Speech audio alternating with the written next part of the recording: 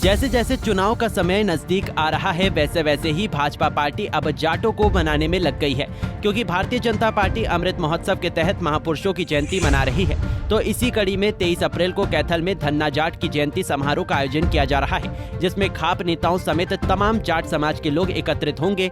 रोहतक के जाट भवन में जाट समाज व खाप नेताओं के साथ मीटिंग कर धन्ना जाट की जयंती कार्यक्रम का न्योता देने पहुंचे भाजपा पार्टी के पूर्व प्रदेश अध्यक्ष सुभाष बराला का जेजेपी और बीजेपी के गठबंधन में चौधरी वीरेंद्र सिंह और जेजेपी नेताओं के बीच आपस में हो रही टिप्पणियों को लेकर बयान सामने आया है। बराला का कहना है कि हमारा जेजेपी के साथ गठबंधन चुनाव के बाद का है।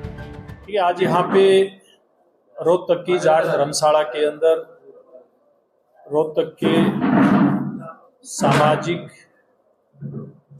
खापों से संबंधित, राजनीतिक क्षेत्र से संबंधित ऐसे प्रमुख नेताओं की, कार्यकर्ताओं की बैठक यहाँ पर हुई है और इसका मुख्य उद्देश्य मुख्यमंत्री मनोहर लाल जी ने एक पहल की है भगत धन्ना जाट की जयंती मनाने की। उस कार्यक्रम का आयोजन 23 अप्रैल को कैथल के धनौरी गांव में किया जाएगा और उसी की तैयारी की आज ये बैठक थी।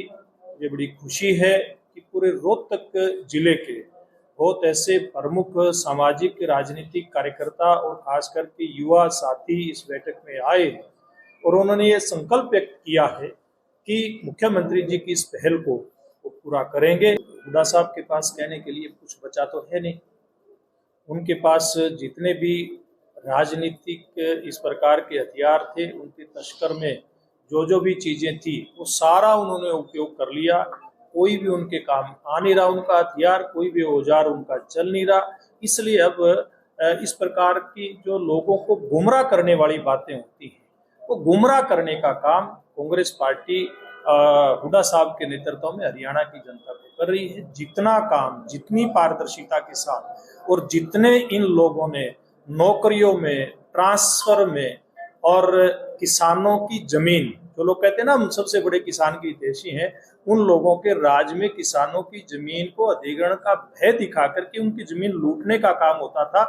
ये हरियाणा से लेकर के दिल्ली तक चलता था, वो अब नहीं है। इसलिए अब उनको लगता है कि जब सीधी बात नहीं बनेगी तो लोगों को गुमराह कैसे किया जाए, गुमराह करने के लिए बात करें। लेकिन हरियाणा की जनता बहुत सियाणी हो चुकी है, बहुत समझदार है हरियाणा की जनता, इसलिए आपकी बातों में आने वाली नहीं। देखिए, कोई मनमुटाव नहीं है, कोई ऐसी कोई बात नहीं है। ये चुनाव के बाद का गठबंधन था और गठबंधन के अंदर इस प्रकार की बातें होती हैं। तो गठबंधन की बात है, दो पार्टियों की बात है, एक ही पार्टी के अंदर भी कई बार कार्यकर्ताओं की अलग अलग बातें दिखाई देती हैं। तो बहुत सामान्य सी बातें, इसमें कोई दूसरा अर्थ इस बात में से नहीं निकालना चाहिए।